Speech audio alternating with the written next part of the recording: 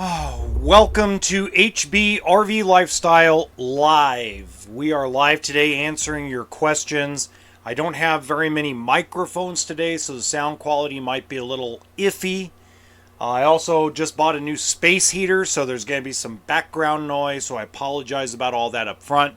Lots to get to today. For everybody that's watching this afterward, happy Easter. Hope you guys are having a fantastic weekend. I know a lot of folks probably didn't expect me to do it. Hi, Karen. Love the picture of the shirt, by the way. Looks awesome. Theo, how you doing? So, happy Easter, everybody that's coming in. Happy Easter.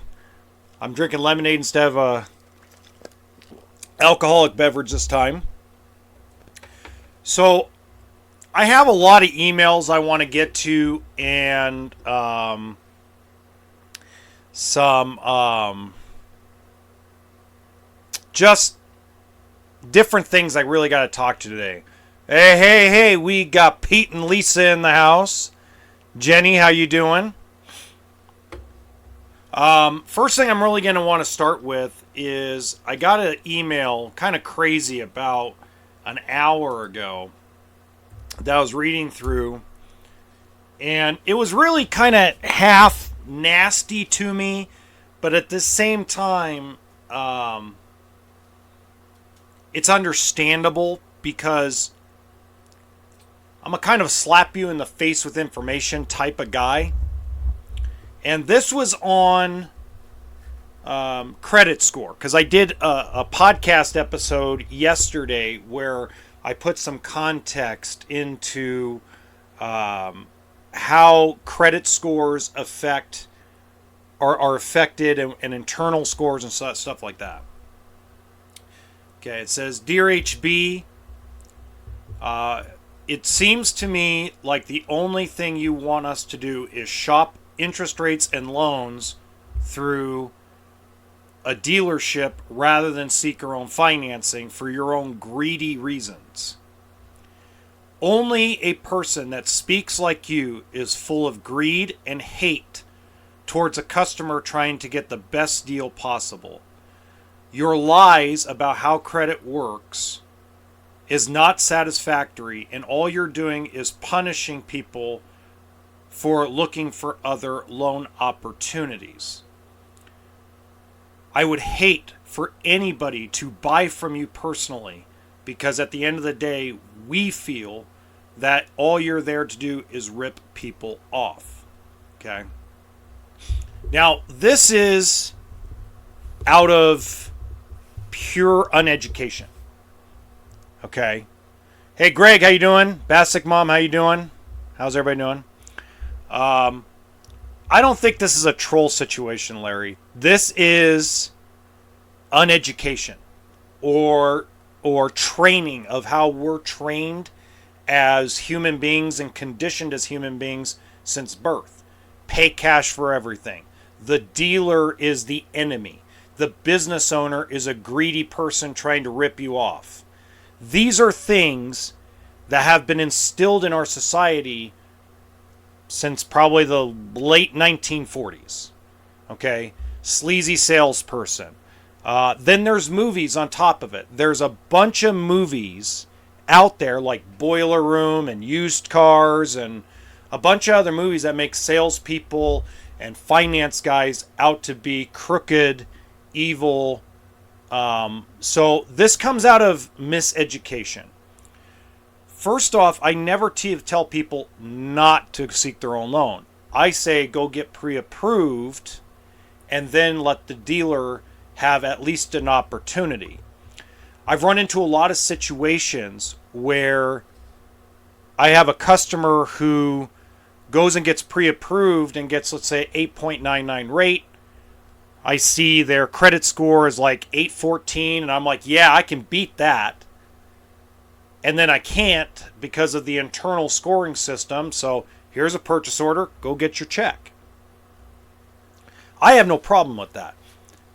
I think what's going on too is I've run into a few people in person where large corporate dealerships that are in Las Vegas have put kind of a bad taste in people's mouths. So I can understand where this comes from.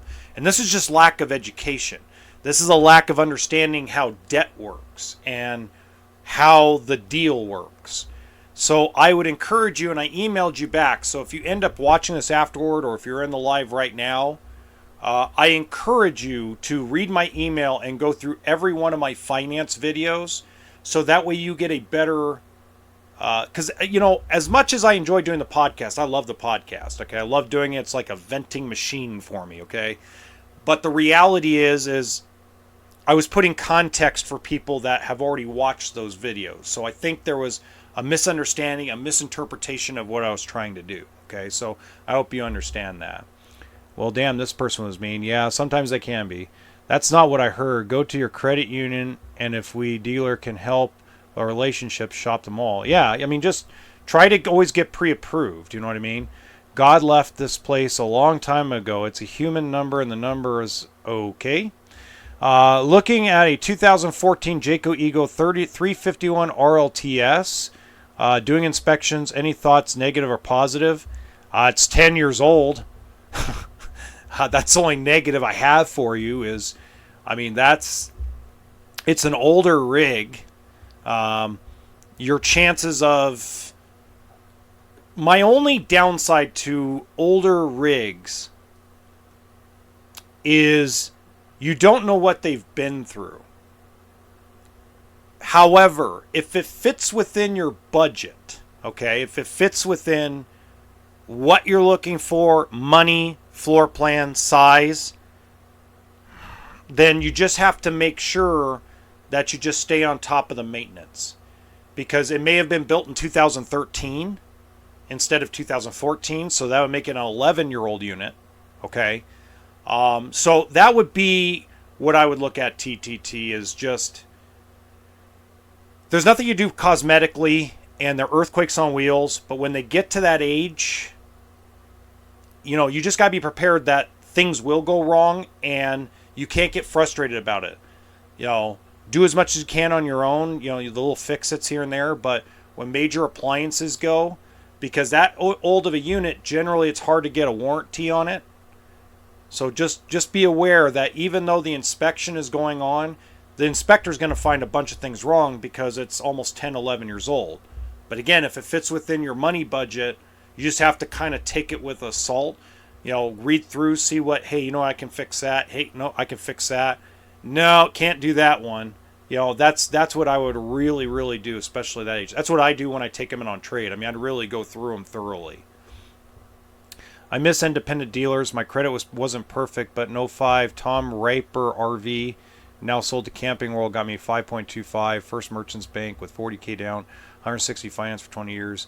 That worked out great. Oh, yeah, that's a great one, Jenny. They don't have 525 anymore. Hi, Patty S. How are you doing? 525 is a pipe dream now. 525 was not a pipe dream 5 years ago. It wasn't even like 3 years ago, but that's pretty darn good. I like that.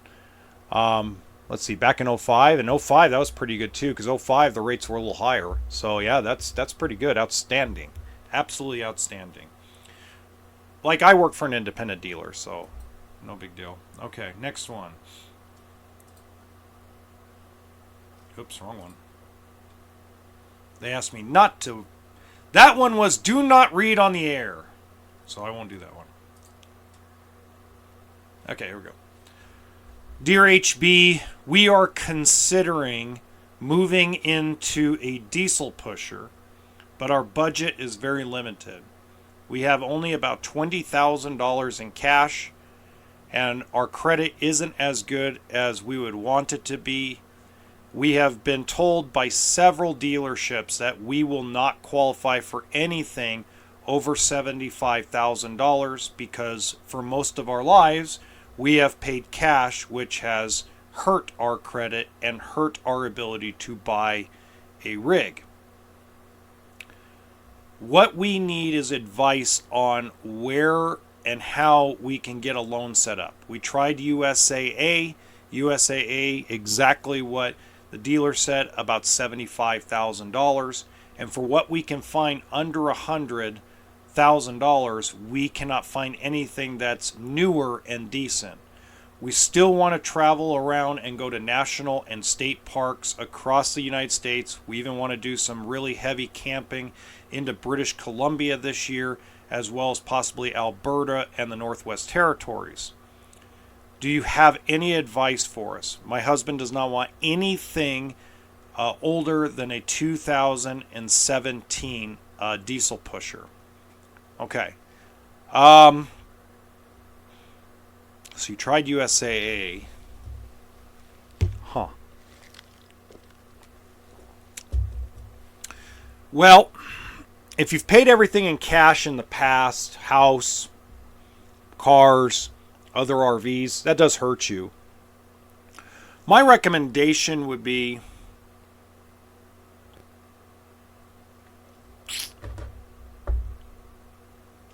to be frank with you, I wouldn't go to a diesel pusher.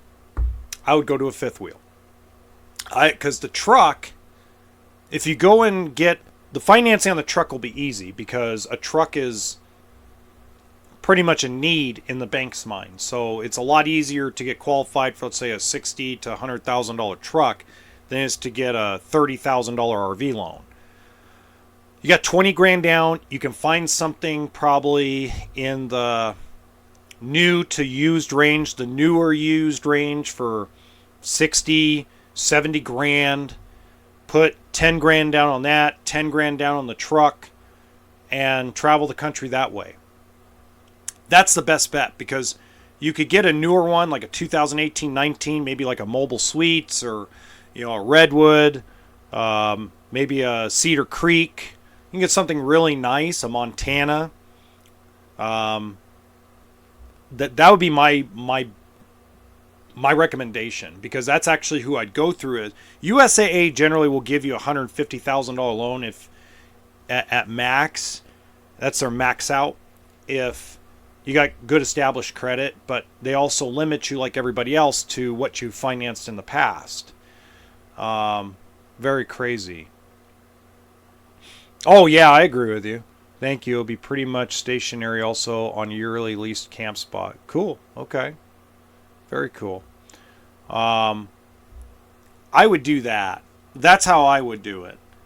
More freedom too, because you're going to tow something either way, and you're going to get the same gas mileage, and it's cheaper, probably more than likely cheaper to maintain the truck than it is to maintain the diesel motor. A lot more moving components on the diesel pusher. A lot more things can go wrong, especially when you're buying a 7 or 8 year old diesel pusher. Harder to find places that actually work on them as you go down the road. Easier to find somebody that can get a GMC or a Chevy or Dodge or Ram.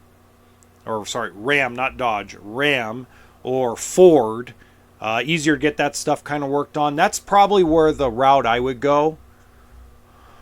And also you're going to get more living space. You'll lose storage, but that exterior storage, but you'll gain interior storage and living space. So that's what I would look at.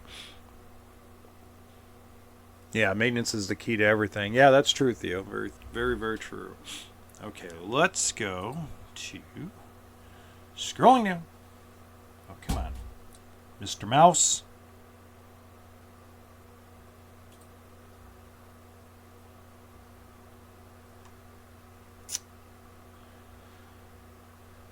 Okay, we have a 2016 Jayco Red Hawk and we owe $71,000. I knew it was originally a mistake to buy this motorhome back in 2020, but at the time it seemed like a killer deal the way things were going. We officially were retiring in February of 2021. We wanted to get a motorhome ASAP right before we retired, and all of a sudden, wham! Too small. We have figured out traveling across the country a 27-foot motorhome, especially a Class C, absolutely stinks. We have a rough time of it because we do live in it full time right now, and over the course of now 3 years, we have gathered a lot of crap that we eventually want to move into our retirement home with, antiques, goods, and we've had to now rent a storage space near the state we're going to live in in order to have this stuff around. The problem is every single dealership across the country has told me that my motorhome is realistically worth about 35 grand. And I've even had someone print out what you suggested as the wholesale book, and I did your math on how much I can get bought on it. And figuratively took it to my credit union, and it wasn't much better. So, how do I get out of this motorhome without spending $40,000 or $50,000 in cash out of our savings, out of our travel fund, and get into a newer motorhome that's bigger? My husband doesn't care if it's a gasoline motorhome or it's a diesel motorhome. We don't care. We just need something that's 35 feet or bigger in order to be able to continue our journey. I know you say, don't worry, it's always easy to get out of it, but since we bought it for way more money than we should have from our next door neighbor, I now have a lot of regrets. Help me out. Okay. So the easiest thing to tell you is, I didn't say what bank because I try to keep things a little private, but the bank you have it financed through is easy to refinance it out of, okay? Here's the problem that you're going to run into. A lot of finance managers like me, guys that did finance, guys that set up the loans. Hello, Marty McFly. The guys who set up the loans that I learned from are all retiring. The guys that taught me how to mind trick banks and stuff are starting to retire, and the new blood coming in really doesn't think outside the box too much. So I know where you're at. If you head to Louisiana, there is a gentleman named Jeremy that I'll hook you up with. If you actually send me your phone number through email, if you see this later or you see my email I send you back, send me your contact info. I'll get you with Jeremy. Jeremy is the manager of a store in Louisiana. He sells motorhomes. He sells some good ones, Tiffin, Newmar, etc. He's like an out-of-the-box thinker like I am, and help you get out of it with very minimal cash. You're still going to need some cash. You're going to need to cover at least tax and license, whatever that is. So you'll need minimum probably 10 to 15% down of the new selling price of the vehicle, but he's a lot like me. He's an out-of-the-box thinker, so definitely check that out, okay? And he's a good guy, too. He's incredible gentleman. I worked with him when I was at Coachman. He's just got a great attitude and go-getter. Okay. Next one. McFly. Think, McFly. Think. Okay. Sorry. I'm in a feisty mood today. Okay. Where's this? Okay. All right. Other email address.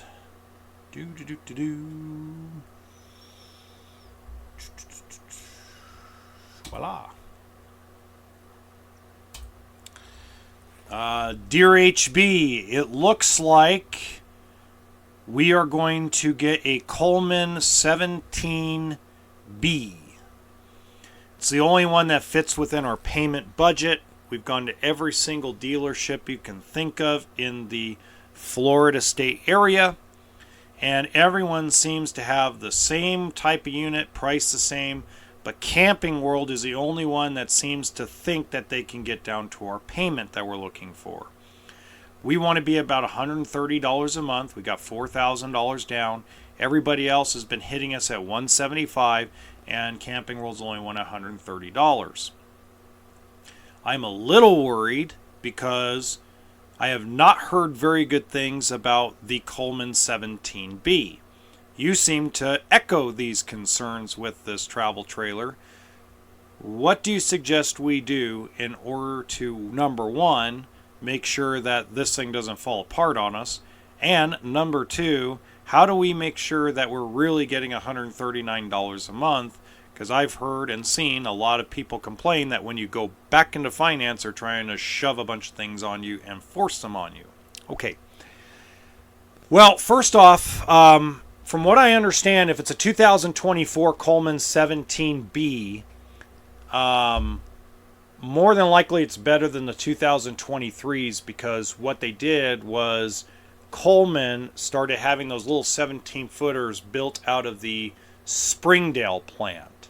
So apparently, from what I'm understanding from my buddies in service at Camping Worlds across the country, is apparently the quality of it has gone up. Now, again, you're spending $13,900 or $12,900 or whatever you're spending on it, so you're not getting the best quality. Now, the thing you got to understand, though, and probably what hasn't been explained, is every single one of these 17B type coaches have no furnace. They have a fireplace, and the fireplace is the only source of heat, and you actually have to be plugged in to do it. So if you're going to go in the middle of a lake with no hookups and you don't want a generator to run all night, guess what? You better bring a propane heater with you, because it's going to get cold, or a lot of blankets, or have a really warm body next to you. It's going to get cold. Okay? It's a good starter unit, guys. I mean, if you don't want to buy something used, if you don't want to buy something that's a little bit bigger, if that fits with what you're looking for, just don't have high expectations. That's why I keep trying to tell people. Like, even when I worked for Camping World, I would tell people, don't have high expectations. Don't expect a Coleman 17B that sells for $12,995 or $13,995, or where the hell they got it priced at now, to be this amazing, perfect travel trailer. You get what you pay for in that respect. But again, there's budgets for everybody. It's cheaper than a motel. It's cheaper than staying in a hotel for 3 nights. It's cheaper than doing a lot of this stuff, right? So, you get your own bed, your own fridge, your own little stuff, your own power awning. You get your own little trailer. It fits in most people's driveways. There's ups and downs to everything, Just do me a favor. Don't just expect a really bad resale value, because we make jokes about the Colemans. All of them. We make jokes about them amongst our dealer groups of people. I talked to like 50 different dealer groups, and they were like, yep, Coleman, half book. That's its nickname, because it's worth half a book. Okay, so don't get mad about it when you go trade it in. But, just pay attention to the little things. Have a toolkit and sense of humor. That's my biggest thing with those little trailers, okay? Okay, now, let's get to my favorite part. My favorite part is reading the comments. Oh boy. And yes, that is not sarcasm, because it actually is very true. I do enjoy the comments, because there's some good stuff in the comments. Thank you for all your help today. Oh, you're very much welcome. Anytime. Okay. I know who that is. Yeah. By the way, I had 3 people show up off the YouTube channel. I thought that was pretty cool. 3 folks. 1 off the podcast and 2 off this main channel. I thought that was pretty cool. Okay. Nope. We need to go to the podcast comments, because those were the good. We had a good one there. I want to read that one. If you don't know, I've been fighting a lot with the frame failure stuff. Ooh, we'll get to that in a minute. Okay, where is it? Where is it? Where is it? Where is it? Where is it? Where is it? Where is it?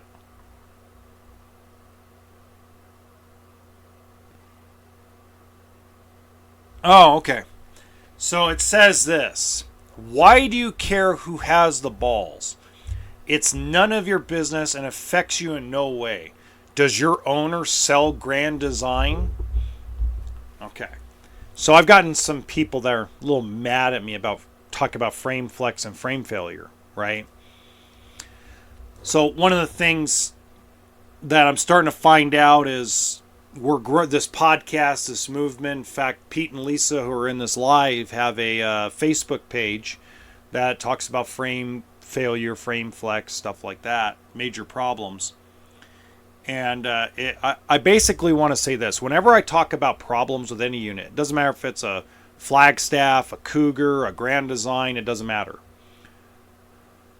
When there's allegations of major problems and there's no reaction or no action from a manufacturer, then basically at the end of the day, I care enough to keep talking about it. Yes, it doesn't affect me directly. I could pretty much walk away.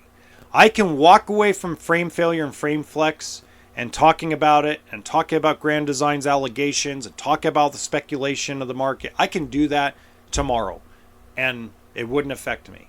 But you know who it would affect? It would affect everybody that's dealing with it. Because that means there's no more voices out there. That's one less voice, and I care enough about people in general, and I care enough about this community, I care enough about the lifestyle, and I care enough about the business that somebody has to stand up and say something.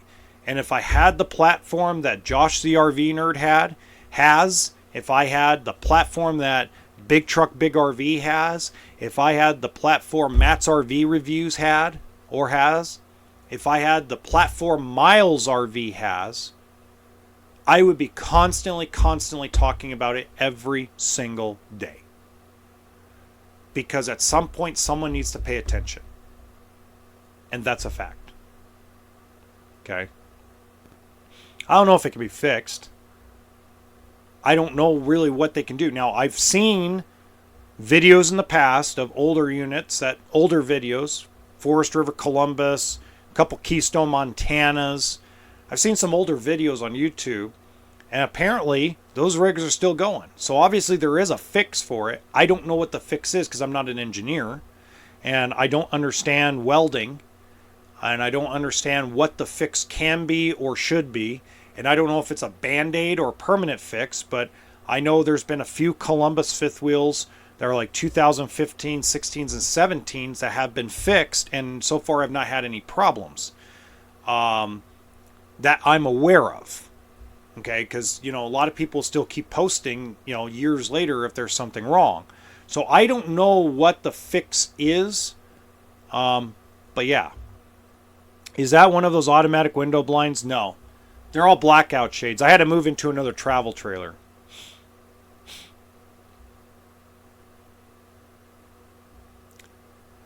Maybe, Mike. I don't know. I don't know what Jared's thing is. I don't know Jared well enough. So I don't know.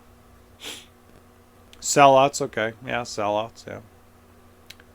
I don't know about ATC too much. I haven't run into them too many times because they're very expensive, Dan. I mean, they're like outrageously expensive. I mean, I know supposedly they're supposed to be a really good cargo capacity type of toy hauler, but for full timing, I don't know. I don't know anybody that full times an ATC. We sell them in California at 2 of our locations, and I'm still yet to actually do a walkthrough on one. Probably will try to do one after I get back from Oregon next week. All right.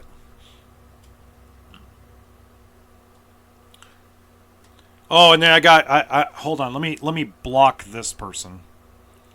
Goodbye. Hide user from channel. Remove. So apparently somebody thinks the living vehicle's bitching. That I know about. So let me give you a story about the living vehicle. The living vehicle is built in Santa Barbara. Back in 2018, October of 2018, the guys that actually build and own the actual company had my dealership in Oxnard doing all the PDIs and preps, and then Santa Clarita as well. So I'm very well aware of those. Those are absolutely amazing trailers, and they are super expensive. Holy crap. Yeah, those are great. Larry, I just blocked a guy that I blocked on all my social media, blocked his phone number. I don't want to deal with him. I told a guy today, good friend of mine, okay? So a long time ago, he sold out for a company called Evergreen, okay? Evergreen was way ahead of its time. The guy who did it, $500,000. Yeah, exactly. They used to be $250,000. Good friend of mine sold out and decided to be a advocate and a big time, just how do I put it? We'll call him a sellout over a company called Evergreen. And Evergreen ended up going out of business real quick. They had massive issues, massive problems. And I kept telling him, it's a bad idea for you to keep going with that company. It's a bad idea, man. It's a bad idea. You shouldn't be speaking out and stuff you don't know. You know, you shouldn't defend a company that's constantly doing stupid stuff. And it wasn't like they were being silent about it like Grand Design is allegedly being. But I didn't talk to him for 7 years. And then one day he reached out through the channel saying he wanted to give me an apology.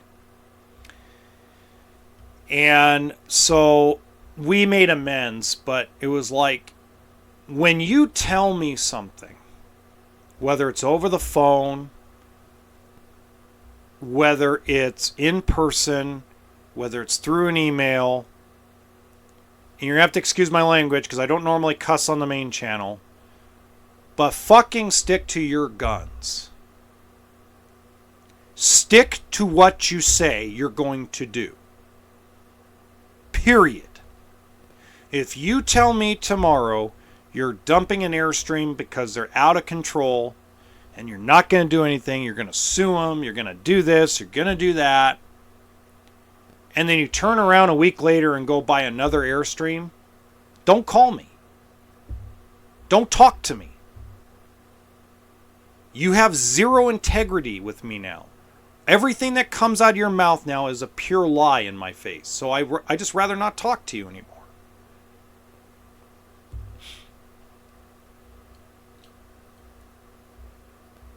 Imitate? That's funny, Patty. Funny thing is, these YouTubers all talk about the RV community. They get a chance to help and said community, then heck no, we are out of ourselves, sellouts. Yeah, sometimes, Peter, they are very much sellouts. Sometimes they just don't have a choice. Sometimes they're contractually obligated to say certain things. And that becomes a problem. That's why, like, even though I get sponsorships, I just don't take sponsorships from manufacturers or dealers. You know, Larry, that's an interesting thing you say that, because that's one gentleman that I don't want to talk to for a while.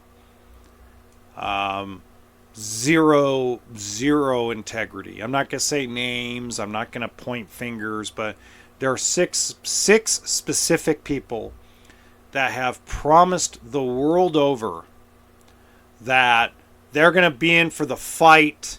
They're going to be in it for the customer. They're going to be in it for this. They're going to be in for that. And they turn around and they go buy another Grand Design product. And it didn't matter who's Grand Design. You could tell me Jayco and have the same shit happen. Same thing. Same garbage thing where you get bought out of a Jayco and you turn right around and buy another Jayco. Doesn't matter. If the scenarios are identical with every manufacturer, it doesn't matter who it is. It could be somebody I sell. It could be Riverstone. If Riverstone was doing the same identical thing that Grand Design is allegedly doing, I'd buy my foot up their butt. You know what I mean? I'd have my foot way far up their rear end. You know what I mean? So, there's 6 of them. I'm not going to go any further than that, TTT, because first of all, I'm not going to point fingers at anybody.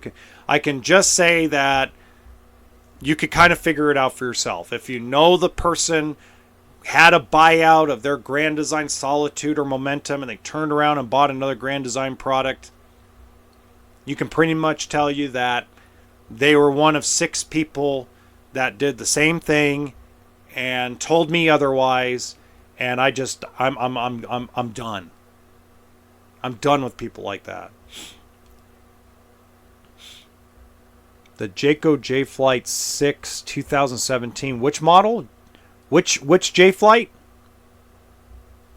What's the model number of the J-Flight, Mark?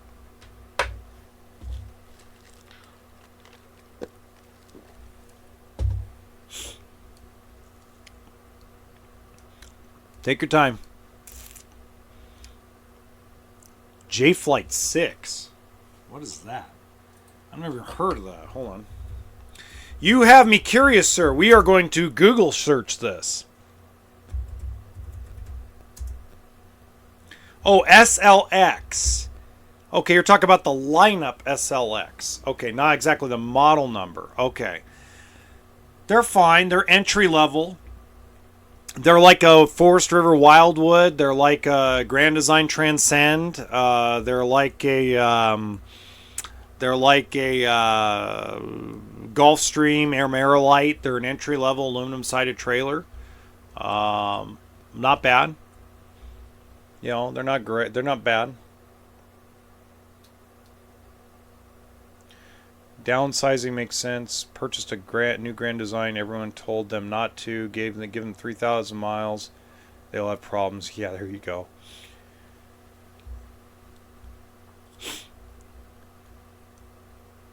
Yeah.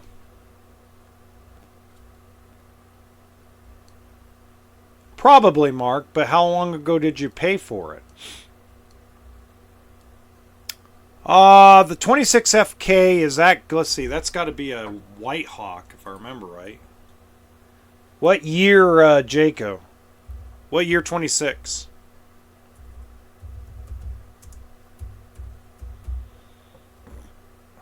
Yeah, it's a White Hawk. That's what I thought. Oh, the new Jaycos are fine. I mean, you know, the Jayco Whitehawks are equal to like a Flagstaff, a Rockwood, a Keystone Cougar. As long as it's fiberglass, you'll be fine. They're good. Mark, I would say if you bought it from a private party, yes, you overpaid. If you bought it from a dealership, probably not. Because a dealership has to spend money to get it ready. So you always are going to spend. You always should be spending a little bit more money with a dealer than you do private party. If I bought that from a private party person without an inspector or anything like that, I'd probably pay a lot less than that. If you bought it from a dealership, minimum a dealer is going to pour into is $2,000. Yeah, you did overpay for it. But Mark, that's not important. You didn't overpay big time. But you did overpay for it. At the end of the day, though, if you're happy with the trailer, don't worry about the cost of it right now. You own it, you paid for it, enjoy it. You know, get 15 grand worth of it out of it, you know. And then turn around and sell it for whatever you can, 10, 11 grand when you're done with it in a few years. You know, don't look at it as money lost, look at it as money spent. That's how I always say things. Bristol Bay? Wow. Yeah, they don't build them like that anymore, Sunnybrooks. Kind of glad they don't away. Yeah, there you go, Mark. So enjoy it. Don't fret on the little things. Like if you overspent by 2 grand or 3 grand, don't worry about it. As long as you're happy. If you overspent by 10 or 15 grand, yeah, but you probably overspent by probably 3 or 4 grand. It's not that big of a deal. As long as you're happy.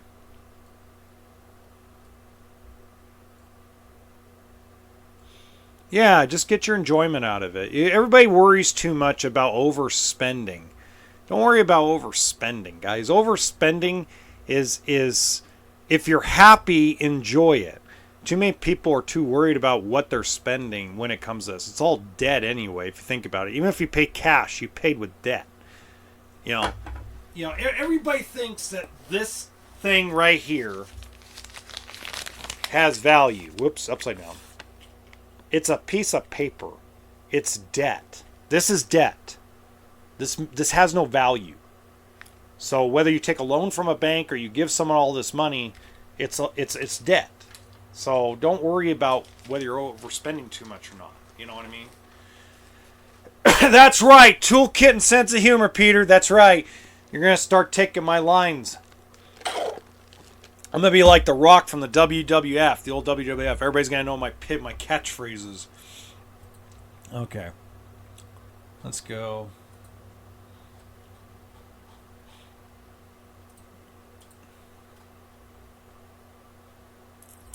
Scroll down. Next comment.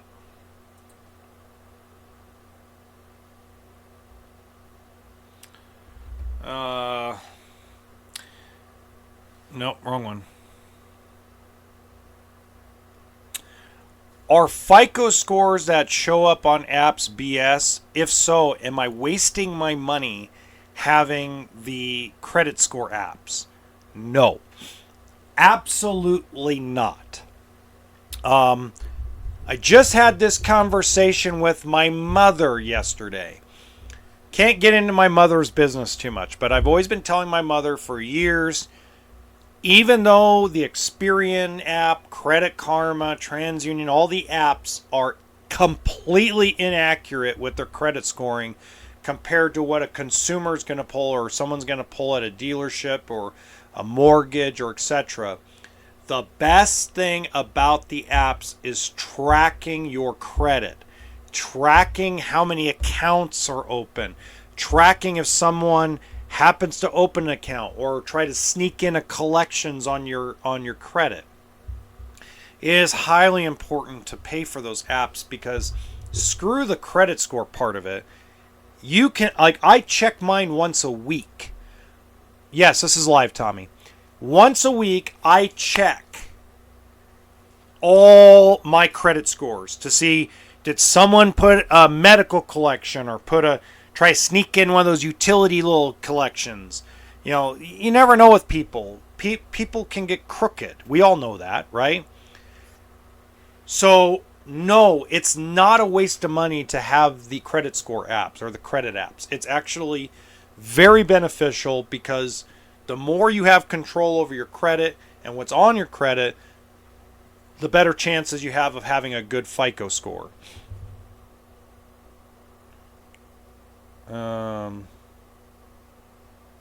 Make maintenance part of your enjoyment. Yeah, there you go. Is the hype over the new Brinkley series worthy? I don't know yet, Oklahoma Court TV, but I will find out because guess who's going to film a Brinkley soon? Can't tell you where because I'm going to get the dealer in trouble, but guess who's going to get to film some Brinkleys next month? Oh yeah, baby. Oh yeah. So we'll find out. Stay tuned. Glad you're on our side. Sometimes I get a little crazy with these buyouts when they get bought out. Yeah, well. You know, I was telling Pete West the other day. So if you guys know who Pete West is, he's him and his wife Lisa are on West's on the Move. They're really cool folks. And I texted him a meme of Jack Nicholson's Joker, you know, when he smiles. And he smiles and says, wait until they get a load of me. You know, that's kind of how it feels sometimes, you know. It's hilarious. What about putting a freeze on your credit? Yeah, Patty, that's always good. I lock my credit all the time. It's great to have the apps for locking your credit. I think I put a few people through school with that paper debt. That's right. Absolutely. There's a lot of ways to keep up on your credit score for free. No need to pay for the app. Yes, no, you're absolutely right, Tommy. But there's so many benefits to paying. Like I pay $30 a month total to have all the little apps so I can turn on and off my credit and stuff like that. So there are free stuff, but it's really nice to have the apps and pay for them. I keep freeze on mine and just open them if searching for a vehicle. Great idea, Triple T. You and me both, absolutely. Bro, you're the coolest guy in the world, psychic. Thank you, Monkey Boy. Appreciate you. Yeah, so, you know, sometimes I feel like I'm the wicked, you know, to the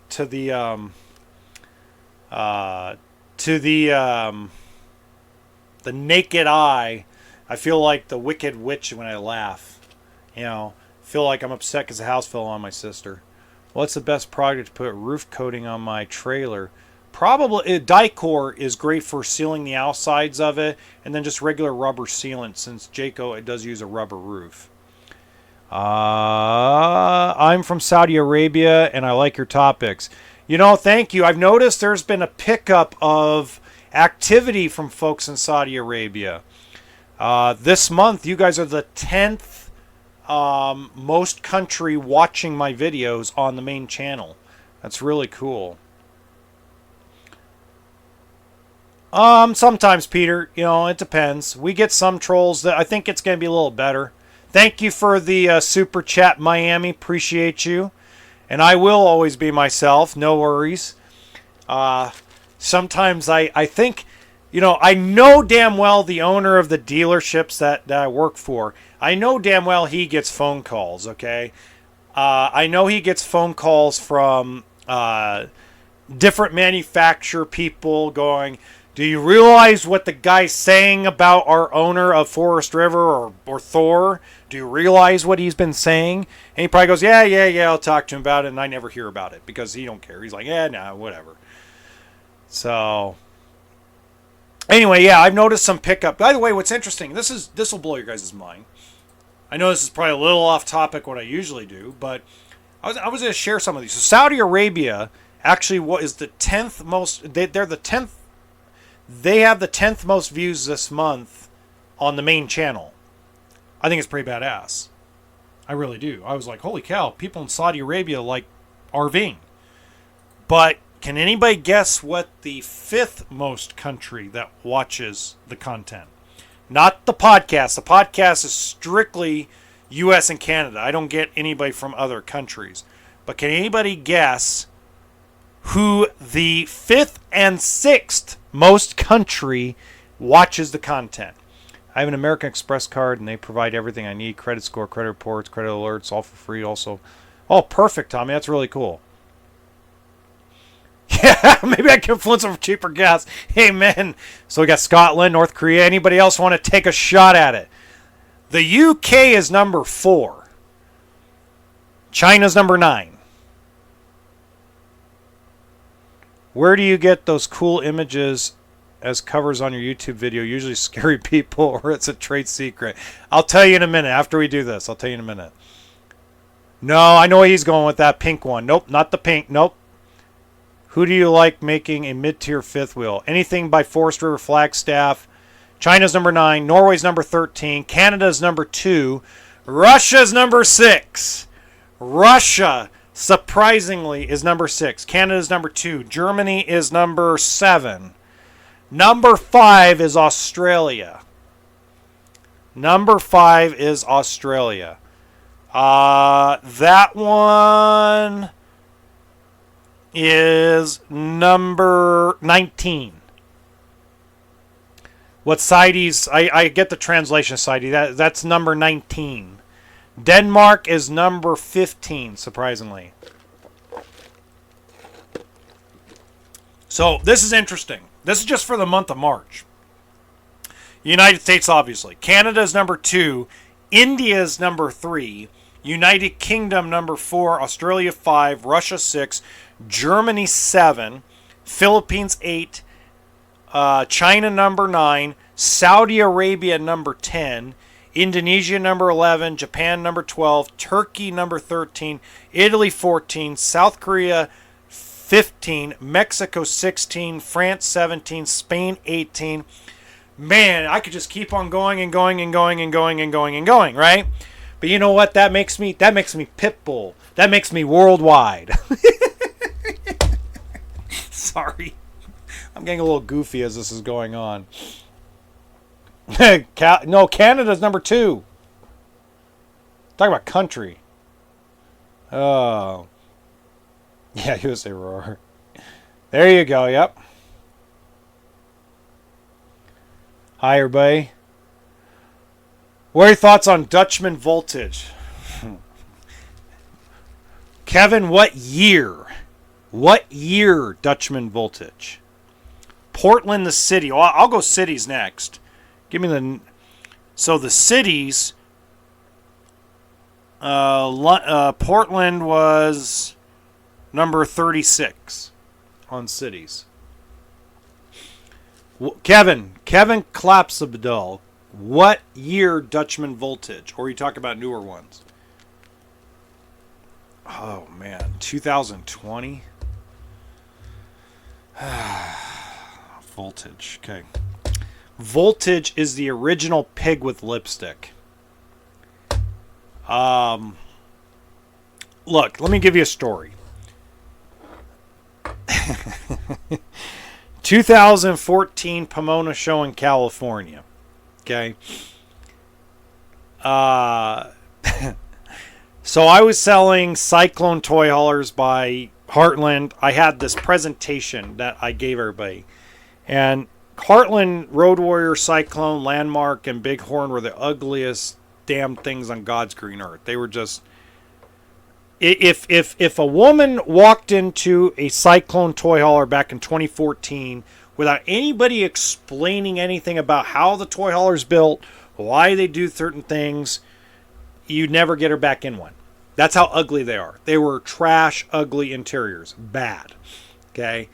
But here comes the Dutchman Voltage, which had all this rope lighting and all these fancy cabinetry. And it was 10 grand less than the Cyclone. And everybody was so just enamored with them. Richardson's RV sold them back then, which is now Camping World. And we sold 6 Cyclones in 10 days. They sold 64 Voltages in 10 days. And 58 of them sat in service for over 7 months. England was number 4, if I remember right. So my opinion is not very high on Voltage. Hasn't been for a while. So, yeah. I'm not a fan, Kevin. I really am not. I'm not a fan of Voltage. I have a very bad bias against it because it's just all they did was sit in service longer than most other manufacturers that I've dealt with, and I don't think it's gotten any better. I've been watching Countryside Acres, a family with 8 children who moved from Canada to Russia. He traveled across the U.S. first in a used motorhome. Sweet! You're the best. Funny as hell tonight. Thank you. Why many Saudi people following you? Because we learn English language from speaker is very clear and talk slowly, not fast. Yeah, that's one of the... I've been told that. I've gotten emails from people in Saudi Arabia that tell me that they enjoy the channel because they do enjoy the RV lifestyle and my English is very clear and I don't do a bunch of subtitles. So it's easier for them to follow. So they learn real English from me. Yeah, no, and a lot of the Middle Eastern countries, like Laren there follows me. No, there's not a lot of trolls. There's just only 1 or 2. It's not that bad. I was thinking of the 4195, but we'll rethink it. Yeah, just rethink it, Kev. I mean, you are buying a used one. Anything you buy used is always going to have its issues and its problems. So just before you pull the trigger, just make sure you have that thing thoroughly inspected because they're not exactly the best built toy hauler on the market. I don't get very many frame problems with it.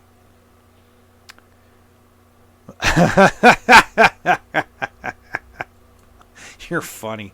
What's up with the pink alligators today? Oh, you don't have to time them out. I know that. I know Theo, that person's a subscriber out of the Middle East. I know them. You're okay. You don't have to time them out. Hell, I could teach them redneck English, especially fixing RV. Yeah, Peter, no kidding.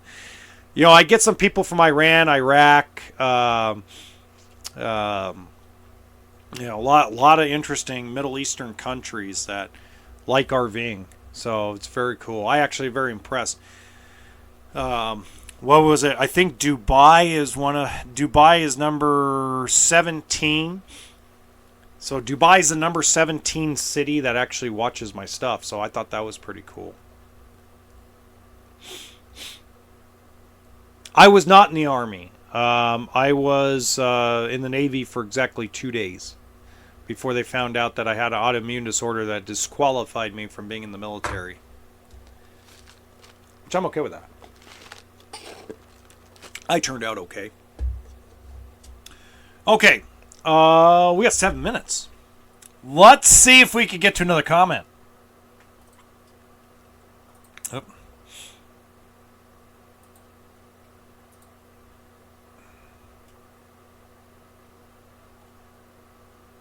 We don't talk about Bruno, no. We don't talk about Bruno. Okay.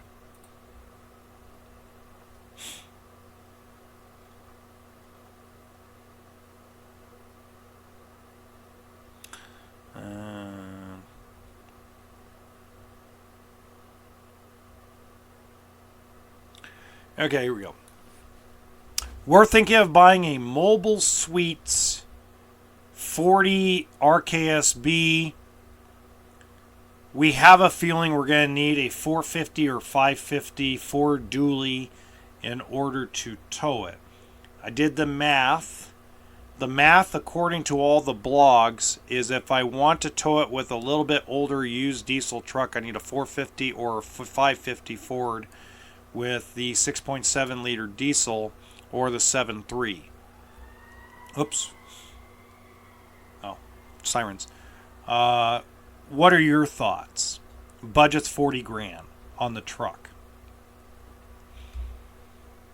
Well, if you can find something newer than 2015 and if you got to have a Ford found on Roded, fix or repair daily, you could go with a Ram, replace a motor. Thanks, Mark. Appreciate the donation there, boss. GMC, GM product, Chevy, GMC. You need a 2017 or newer, but if you can find a 2015 Ford or Ram, you're better. You could get a 350 dually and be fine. They're dual axle. They're going to gross out around 24,000 pounds. Most of your dualies that are 2015, 16 Ram or Ford, 350, 3500. You're going to be about 30,000 pound tow capacity on a fifth wheel. I don't think you need to go 450.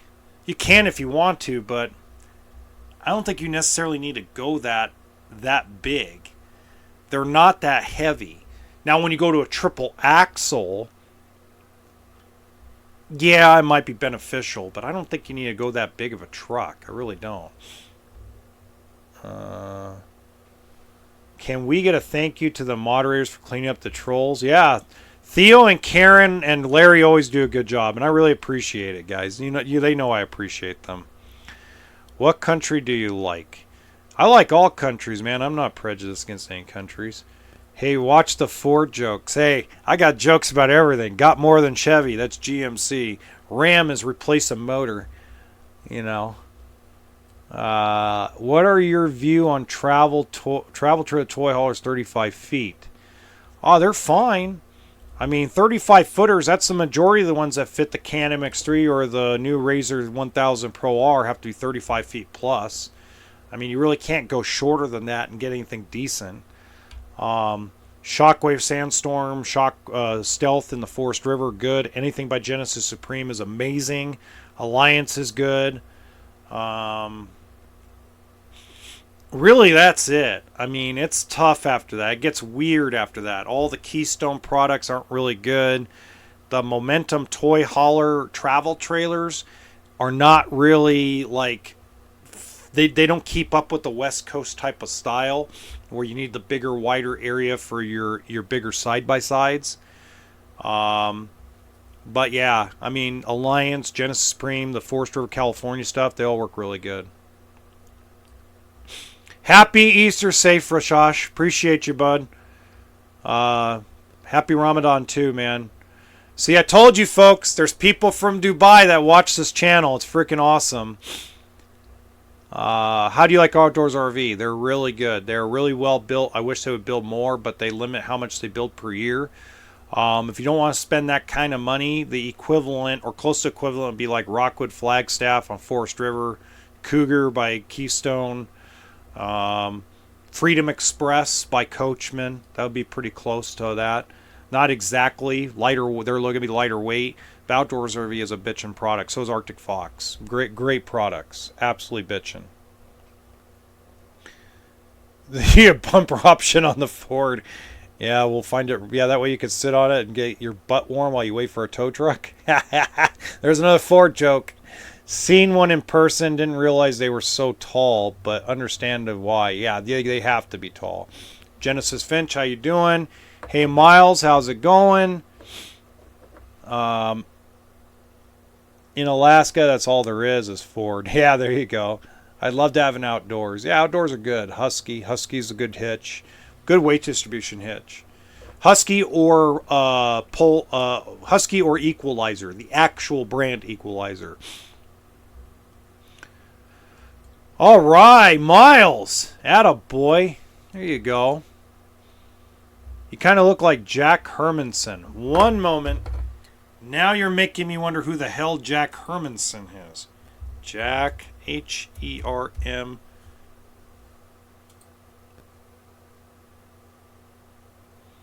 Nah, I don't look like him.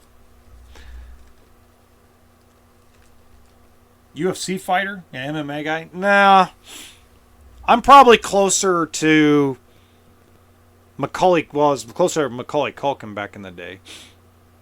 Yeah, Cat, that's nice. They're a nice coach.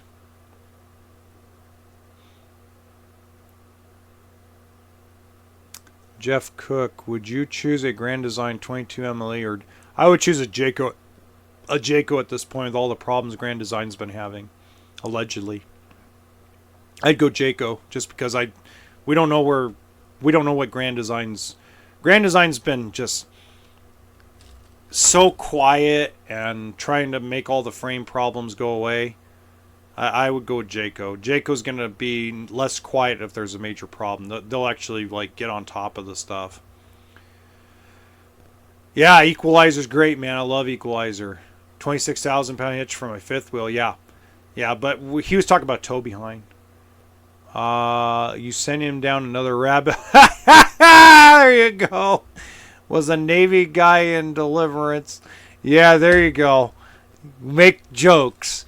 Are you home by yourself? Yeah, I'm in my own trailer. For small towable, do you recommend Independence Trail? Independence Trail is it's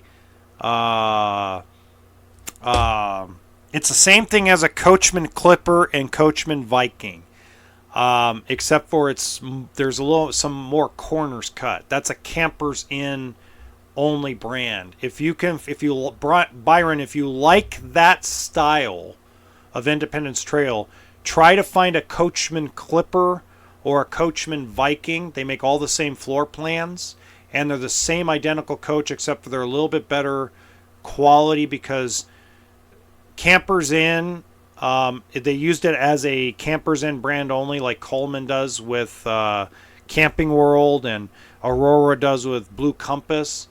So definitely see if you can find a Clipper or a Viking.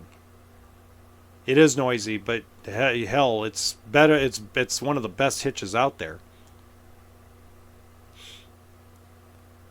Oh, so Mike, this is how I do it. I actually have an AI program that actually I'll put in what I want it to look like, and it generates it automatically.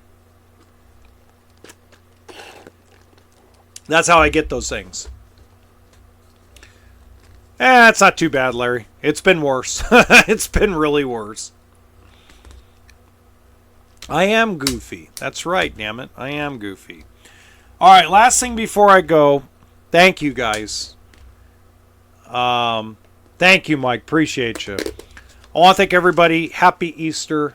Have a great time with your family. Enjoy yourselves. Be safe. Next week, there will be a live stream, but the live stream will be from the road. So do not report me. Okay? It'll be from the road. I'm going to be driving up to Oregon to go see my kids to celebrate their 13th birthday. It is going. Thank you, Kathy. Thanks, guys. Have a great Easter. It will still be 7 o'clock p.m. Pacific time. And do me a favor. Enjoy. Have a good one, guys. We don't talk about Bruno, no.